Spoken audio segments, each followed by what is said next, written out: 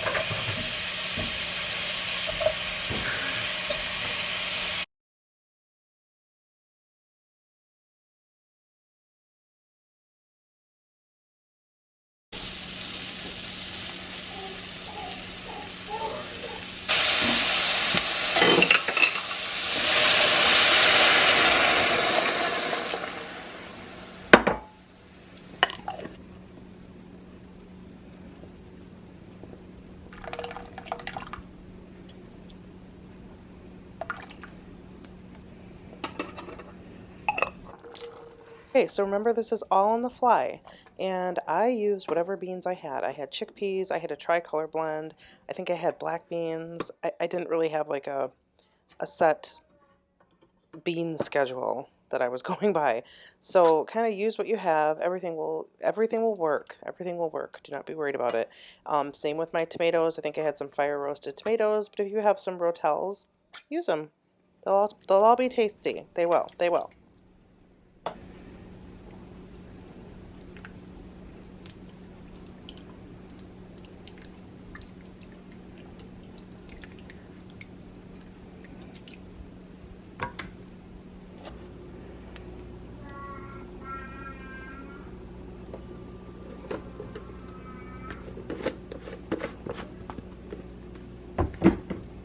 I added the salsa verde just on a whim.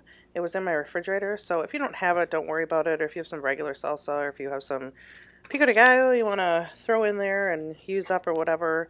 If you don't, no big deal. If you had some jarred or canned jalapeños, that would be good too.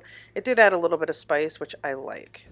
So if I remade this recipe, I might just get it and add it just for that extra kick.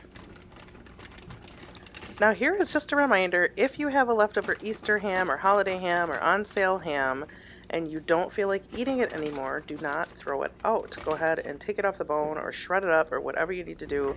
Get it in a freezer bag and freeze it for a month or 2 months. But just put it away for a bit so you're not still sick of it. And then bring it out for this soup. I promise you.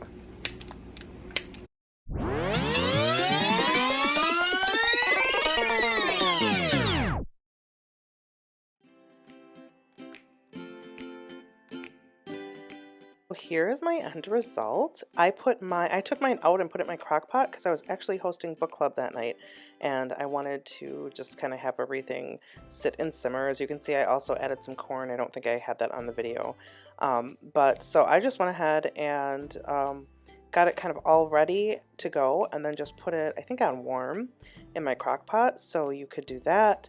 I served it with that absolutely fabulous and delicious no knead bread recipe that I have, and I will link it up there for you. That was one of my first batches and it kind of came out flat, but you can see this, the soup came out very nicely. So here I'm actually having it the next day. I think I ate it for, I think I ate it the rest of the week. I made a huge batch of it.